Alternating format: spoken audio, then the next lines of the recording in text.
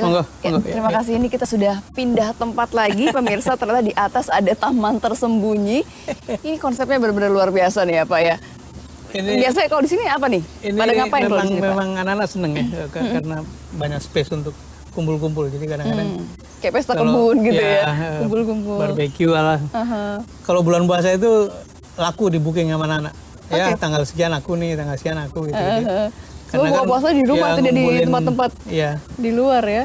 Ngumpulin teman-teman lah ya. Jadi ya ini tempat yang kalau sore-sore bisa duduk. Iya. Ngopi gitu-gitu lah. Baik, Pak Dirman pernah cerita juga kalau sudah menjadi yatim ketika usia 10 tahun gitu karena ayah 9 tahun. 9 tahun. Oke, kemudian perjuangan ibu membesarkan 6 anak ya.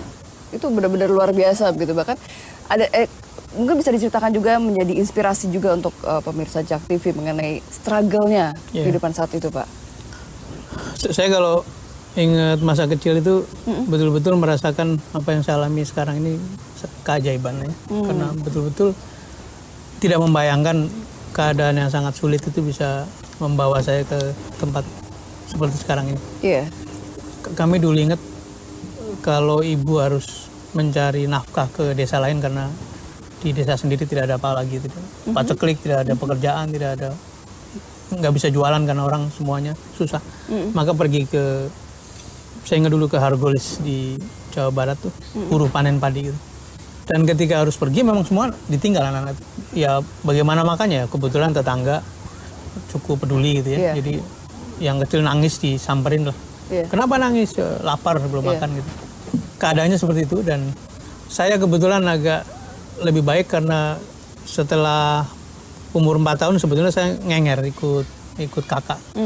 Ikut kakak yang bekerja di kantor pos, punya kenalan banyak gitu ya. Jadi saya punya referensi, oh ternyata ada orang kuliah, ternyata ada orang sekolah di Bandung, di Jogja gitu. Tapi adik-adik yang lain yang berlima itu, kakak dan adik yang berlima itu tetap sama ibu dan memang menderita betul gitu ya.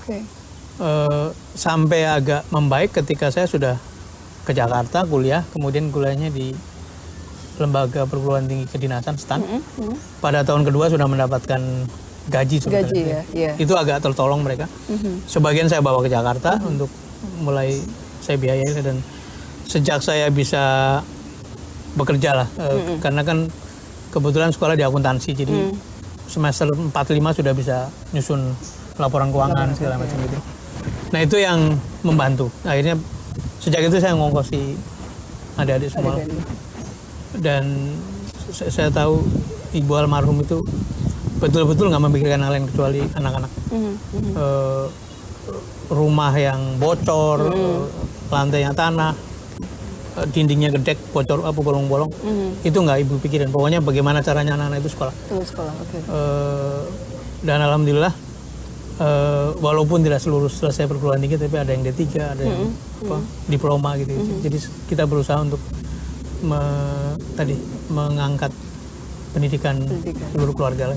Jadi memang tadi kalau Pak Dirman mengatakan pentingnya pendidikan ini untuk mengatasi kemiskinan, karena memang dari pengalaman pribadi bisa dikatakan seperti itu ya, melihat betapa pentingnya pendidikan karena bisa tadi membuka wawasan, memperluas jaringan. Karena kalau yang bilang kok bisa ya Pak Dirman ini dari orang keluarga susah jadi menteri gitu. Tadi saya syukuri sebagai tentu saja kuasa Tuhan, kuasa Allah. Tapi kuncinya tadi, nah kebetulan saya tumbuh di lingkungan yang tebal aktivismenya. Jadi tempat saya ngenger kakak tiri sebetulnya, kakak dari ibu yang pertama itu aktivis Muhammadiyah, aktivis Parmusi waktu itu, partai kan. Jadi kita lihat di rumah kakak itu diskusi macam-macam.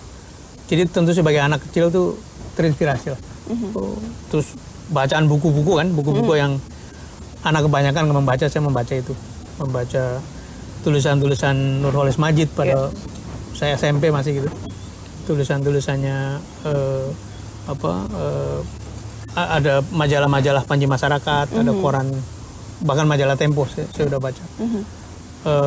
Jadi kembali memang pendidikan sangat penting karena itu ada yang mengatakan pendidikan adalah tangga bagi mobilitas sosial gitu. Iya, iya.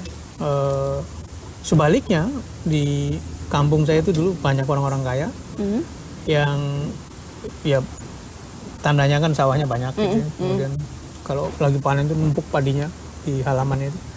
Tapi karena tidak concern pada pendidikan, tidak mendorong anak-anaknya sekolah, lama-lama tuh turun dan sebagian habis ya karena sawahnya kan dibagi gitu. Kemudian tadi tidak tahu bagaimana mengelola apa aset atau hartanya lah gitu. Iya.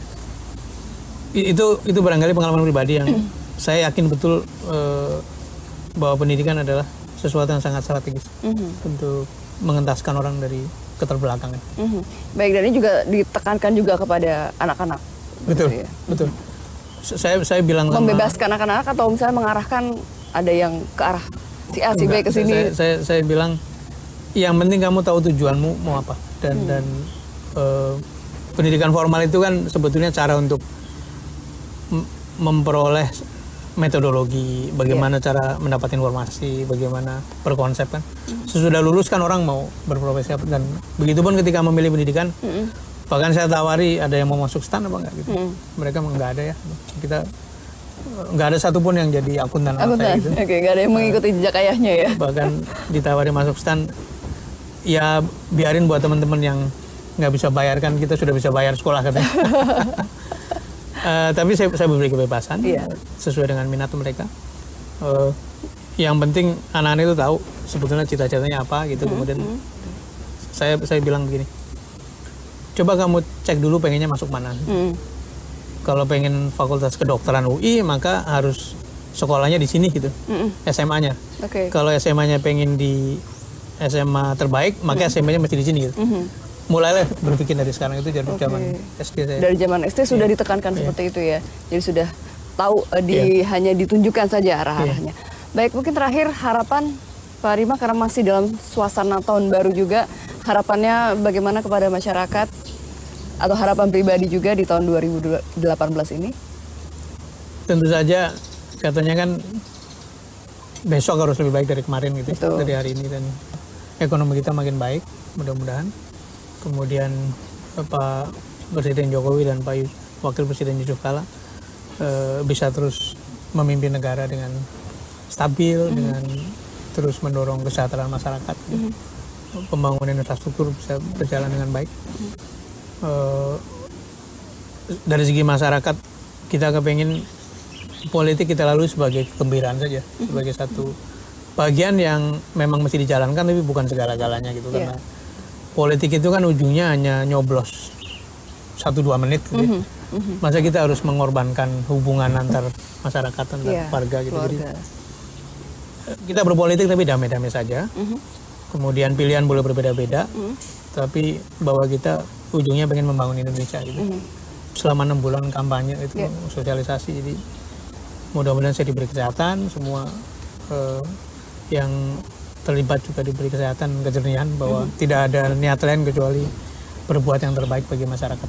Oke, baik Pak Sudirman Said, terima kasih banyak telah bergabung, telah justru saya yang mengganggu ini ya waktunya. Semoga sukses juga di tahun 2018 ini, dan pemirsa juga terima kasih atas kebersamaan Anda. Saya Lulu Miati undur diri, sampai jumpa.